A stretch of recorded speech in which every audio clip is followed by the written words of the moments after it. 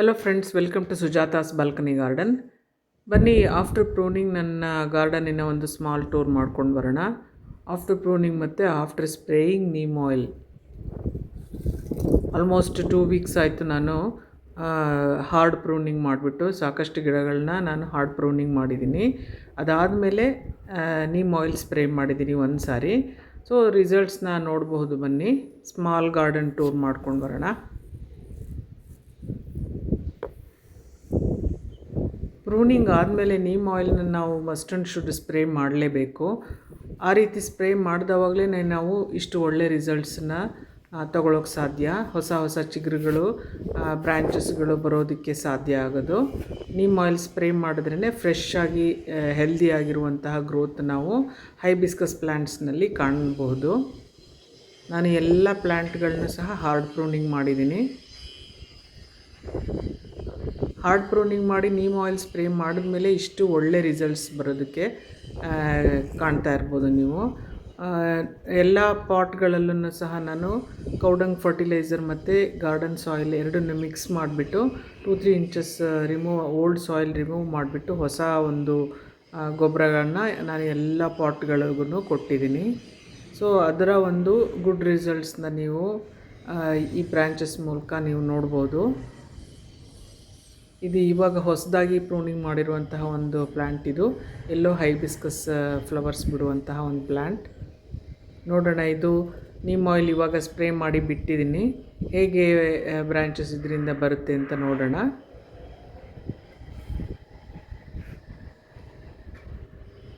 ಯಾವುದೇ ಪ್ಲ್ಯಾಂಟ್ ಆಗಲಿ 1 ಇಯರ್ ಪ್ಲ್ಯಾಂಟ್ಗಳನ್ನ ನಾವು ಪ್ರೂನಿಂಗ್ ಮಾಡೋ ಅವಶ್ಯಕತೆ ಇರಲ್ಲ.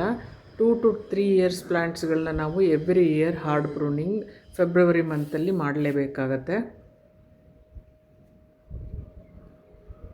ಫೆಬ್ರವರಿ ಮಂತಲ್ಲಿ ಮಾಡೋಕ್ಕಾಗದೇ ಇರೋರು ಮಾರ್ಚಲ್ಲೂ ಸಹ ಮಾರ್ಚ್ ಫಸ್ಟ್ ವೀಕಲ್ಲಿ ಮಾಡ್ಕೊಳ್ಬೋದು.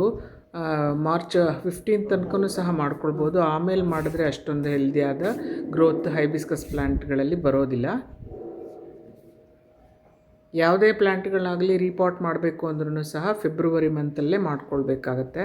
ನೀವು ನೋಡಬಹುದು, ಎಲ್ಲ ಪ್ಲ್ಯಾಂಟ್ಗಳನ್ನು ಹಾರ್ಡ್ ಪ್ರೂನಿಂಗ್ ಮಾಡಿದ್ದೀನಿ. ಅದರ ರಿಸಲ್ಟ್ಸ್ನ ನೀವು ಕಾಣ್ಬೋದು. ಎಷ್ಟು ಚೆನ್ನಾಗಿ ಹೊಸ ಚಿಗುರುಗಳು ಬರ್ತಾಯಿದೆ.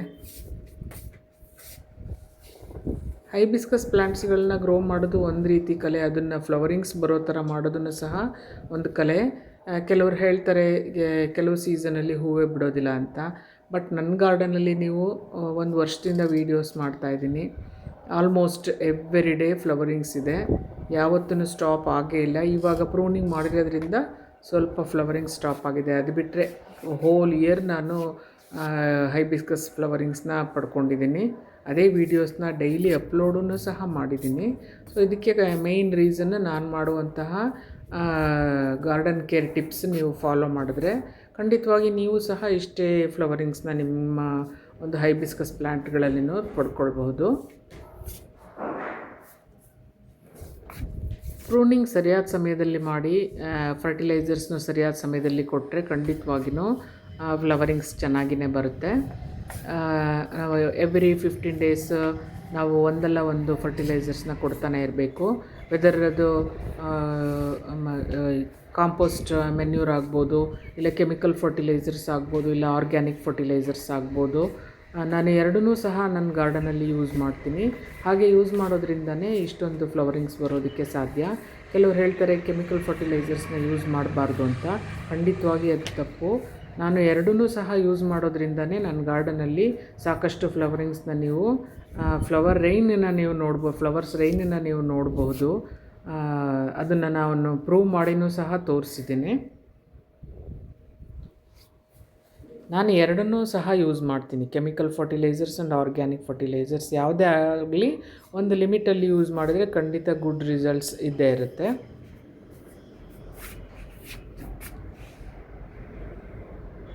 ನಾನು 2 ಸಾರಿ ಆರ್ಗ್ಯಾನಿಕ್ ಫರ್ಟಿಲೈಸರ್ಸ್ ಕೊಟ್ಟರೆ 1 ಸಾರಿ ಕೆಮಿಕಲ್ ಫರ್ಟಿಲೈಸರ್ಸ್ನ ಕೊಡ್ತೀನಿ. ಅದು ಕೆಮಿಕಲ್ ಫರ್ಟಿಲೈಸರ್ಸ್ ಮೀನ್ಸ್ DAP ಆಗಿರ್ಬೋದು, NPK 26 ಆಗಿರ್ಬೋದು, 25 ಆಗಿರ್ಬೋದು, ಎಲ್ಲ ಥರದ್ದನ್ನು ನಾನು ಇಟ್ಕೊಂಡಿದ್ದೀನಿ. ಸೊ ಅದನ್ನು ನಾನು ಖಂಡಿತವಾಗಿಯೂ ಎಲ್ಲ ಗಿಡಗಳಿಗೂ ಕೊಡ್ತಾ ಹೋಗ್ತೀನಿ. ಅವುಗಳನ್ನ ಕೊಡೋದ್ರಿಂದನೇ DAP ಕೊಡೋದ್ರಿಂದನೇ ಗ್ರೋತ್ ಚೆನ್ನಾಗಿ ಬರೋದು. ಇಲ್ಲ ಅದು ಆರ್ಗ್ಯಾನಿಕ್ ಫರ್ಟಿಲೈಸರ್ಸಲ್ಲಿ ಚೆನ್ನಾಗಿ ಗ್ರೋತ್ ಬೇಕು, ಫ್ಲವರಿಂಗ್ಸ್ ಬೇಕು ಅಂತ ಅಂದರೆ ಮಸ್ಟರ್ಡ್ ಕೇಕ್ ಪೌಡರ್ನ ಲಿಕ್ವಿಡ್ ರೂಪದಲ್ಲಿಯೂ ಸಹ ಕೊಡ್ಬೋದು, ಪೌಡರ್ ರೂಪದಲ್ಲಿಯೂ ಸಹ ಕೊಡ್ಬೋದು. ಆವಾಗಲೇ ನಮಗೆ ಇಷ್ಟೊಂದು ಹೆವಿ ಬ್ಲೂಮಿಂಗ್ ಬರೋದಕ್ಕೆ ಸಾಧ್ಯ ಆಗೋದು.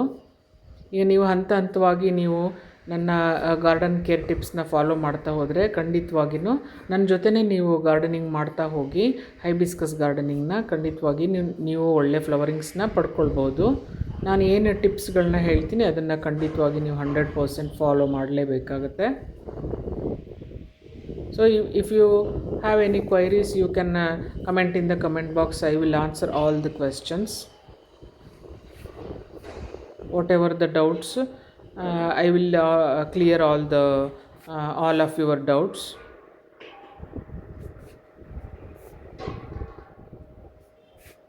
ನೀವು ನೋಡಬಹುದು ಪ್ರೂನಿಂಗ್ ಆದಮೇಲಿನ ರಿಸಲ್ಟ್ಸ್ ಇದು ಡೆಫಿನೆಟ್ಲಿ ಇದು ನೀಮ್ ಆಯಿಲ್ ಸ್ಪ್ರೇ ರಿಸಲ್ಟೇ ಆಗಿರುತ್ತೆ.